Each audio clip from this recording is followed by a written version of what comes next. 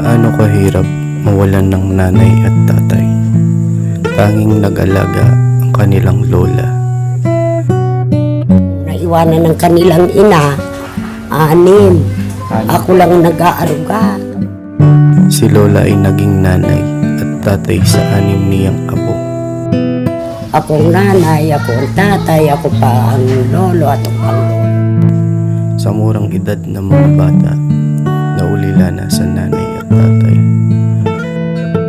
Hindi ko mapapabayaan yung mga apo ko kasi mahal ko yung mga apo ko eh. Mahal niyo po no, lola? Tsaka maliliit pa, hindi pa kuwan ng buhay nila yan, hindi pa kaya. Hanggang saan ang pagsasakripisyo ng isang lola para sa kanyang mga apo.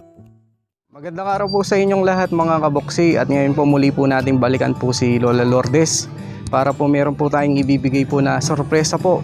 At pinapunta po ako ng ating mga buting sponsor para po ibigay po yung mga materyales para mapaayos po yung kusina po ni Lola. Tara po mga kabuksit, samahan niyo po ako at muli po nating balikan si Lola Lourdes.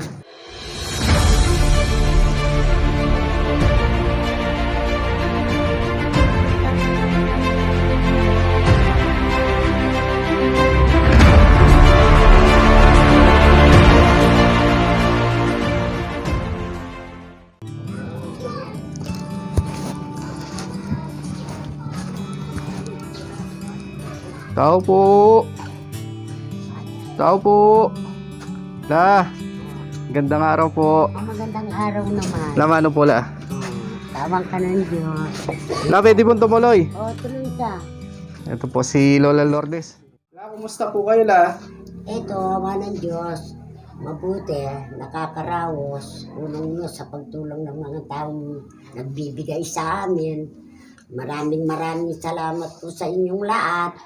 Unang-una sa Diyos, pangalawa kay Kuya Buksit, pangatlo sa mga taong tumutulong na walang sawang tumutulong sa amin. Maraming salamat. Sana umaba pa po ang buhay ninyo para marami kayong matulungan na tulad namin nangangailangan. Kumusta yung pong ano nyo dito la? Yung kumusta po yung sitwasyon at pamumuhay nyo po? Awa naman ng Diyos, nakakaraos. Sa tulong na nga ng mga taong tumutulong sa amin. Kumusta po yung ano nyo la? Yung pong pagtitinda nyo po? Nakakapagtinda na po kayo ngayon? Oo, nakakapagtinda na ako ng konti-konti, nakakaraos. Hindi na ako lumulusong sa bukid. At Yun na lang ang inaasikaso ko. ito po yung mga po ni Lola. Sis, kumusta? Okay lang po. Nag-aaral kayo ngayon? Opo. Kumusta yung pagbigay sa inyo ng school supply? Maraming salamat po. Ngayon kahit pa paano malaking tulong no? Opo. Na yung school supply na no Lola. Oo. Kahit na po sa bahay po sila, nakakapag-aral po sila no? Pinapunta po ako dito la para po ibigay po yung tulong ng mga kababayan po natin na nasa ibang bansa. Nag-share po sila at sabi ko naman po sa inyo la, kung lulubin po ng Panginoon Diyos na meron pong magbigay ng blessing, babalik po ako para po mapagawa na natin yung kusina nyo la. At ngayon po mga kabuksihan, nagbigay po ng tulong na si Sir na ayaw po magpakilala, nagbigay po ng 5,000.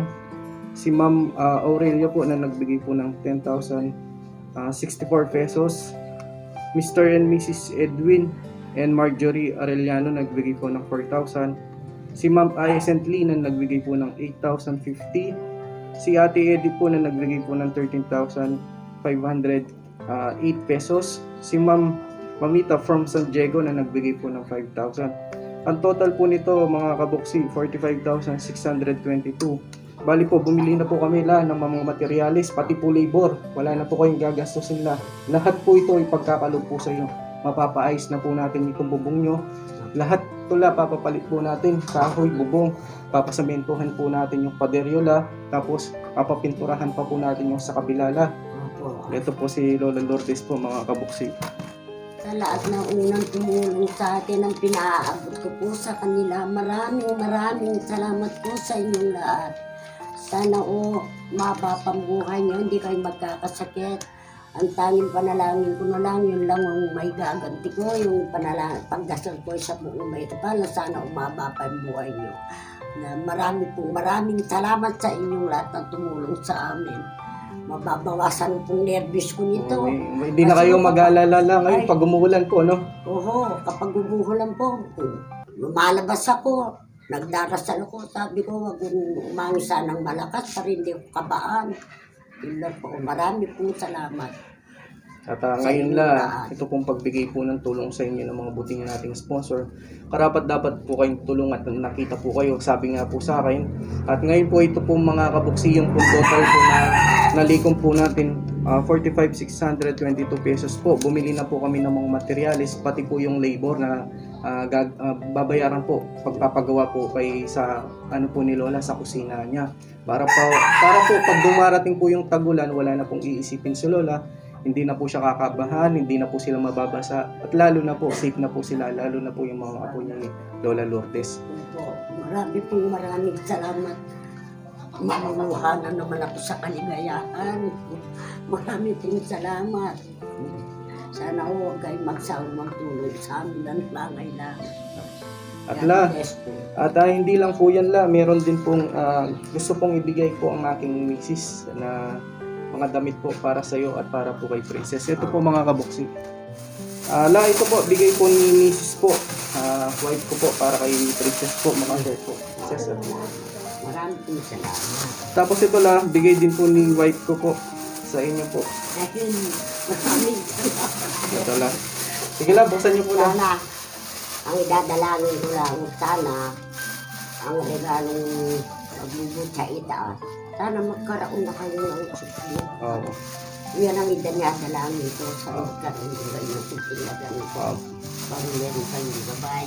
Opo, Salamat. Maliban po dyan, yung kung binigay po na tulong po para mapaayos po yung ito pong kusina nyo. Tapos po ito pong mga damit na pinagkalob po ng aking misis po sa inyo at para kay Princess. Meron din pong gusto pong ibigay po na cash si Ma'am Edith po na 1,000 pesos po pambilin nyo daw po ng pagkain. Kayo po, kung ano po yung bibili nyo, kung bibili po kayo ng prutas or karne, kayo na pong bahala. Ito po, bigay po ni Ma'am Edith po sa inyo po Ma'am Edith, maraming salamat sa inyo. Panalangin ko na lang na umaba pang pare-pare ang buhay natin. At saka idadalangin ko pa na magdarasal ako na sana umaba pang buhay nyo. Maraming pong salamat.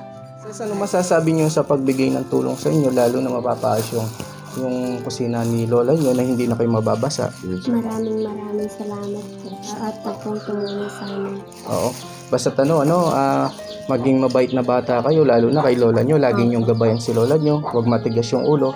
Tapos pagbutihin yung pag-aaral nyo, no? Kasi pag nakapagtapos kayo, matutulungan nyo si Lola. At lalo na din yung matutupad nyo yung mga pangarap nyo.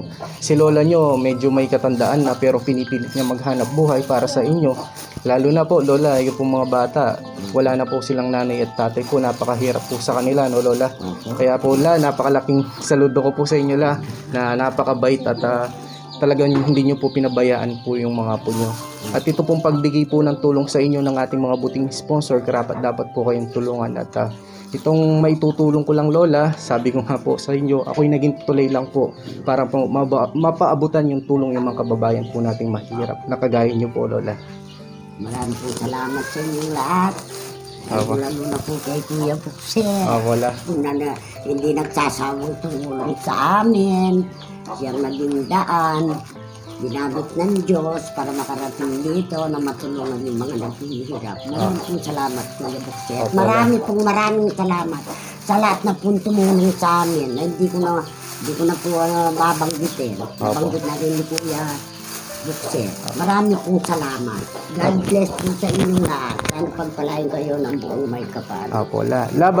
Bago po kami aalis, magdadasal muna po tayo. Pasalamatan natin yung Panginoon Diyos na lagi pong gumagabay po sa atin. Ano man po mga pagsubok sa ating buhay, Lola. Basta't kumapit lang tayo po lagi sa Panginoon Diyos at manalig po sa Kanya. At ngayon, Lola, bago po kami aalis, magpe-pray muna po tayo, Lola. Panginoon, maraming salamat po sa pinagkalob niyo pong tulong kina Lola. Pagbigay niyo po ng blessing. Maraming salamat din po, Panginoon, sa mga tao pong tumutulong, mga mabubuting sponsor na nasa ibang bansa. Panginoon, ingatan niyo po sila at bigyan niyo po ng mahabang buhay at kalakasan at bigyan niyo din pong maraming blessing para po marami pa po silang matulungan. Panginoon, gabayan niyo po ang pamilya po ni Lola, lalo na po si Lola. bigyan niyo pa po siya ng mahabang buhay at kalakasan upang pong magabayan niya po ang kanyang mga apo. Panginoon, lagi niyo din po mga gabayan ng mga batang ito na po sana po makatapos po sila sa kanilang pag-aaral at matulungan po nila si Lola. Panginoon, ito po'y dinadalangin po namin sa inyo in Jesus name. Amen. Ito po mga kabuksi, naibigay na po natin yung tulong po kay Lola Lourdes at sa ibang araw po babalikan ko po kayo para i-update para po pasimulan na po natin yung pagpapaayos po ng bahay nyo, Lola. Opo. At hindi na po kayo kakabahan ngayon na pag-uulan po, lalo na pag bumabagyo, lalo na po ngayon magtagulan na po, Lola. Napakahirap po, Lola. Opo. At Nangangamba po ako kapag bumabagyan ako. Diyos ko, lumalabas po kami kasi yung mga po ko. Punta kayo sa kabila. Baka magbayo yung bahay natin. Sabi ko. Panay na dasal na sana'y huwag umangin ng malakas. opo. Baka magba ito. Kasi yung pong ano po natin na hindi man po natin inaasahan pero po yung Panginoon gagawa po siya ng paraan para po matulungan yung pong talaga pong mahirap na karapat dapat pong matulungan. At ngayon po, Lola, naibigay na po namin. Maraming salamat din po mga kabuksi sa pagsuporta nyo po kay Buksi TV. Sa mga subscribers at mga viewers, maraming salamat po. At ito pong pagtulong ko po sa mga kababayan po nating mahirap, lalo ko pa pong pagpupursigihin. At aabutin kahit sino pa pong nangangailangan po ng tulong. At ito po sina Lola Lourdes, nabigyan na po natin ng tulong na galing po sa ating mga buting sponsor. Maraming salamat po sa inyong lahat and God bless po. Sige. Bye po. Bye-bye po. Thank you po. God bless po. The next day.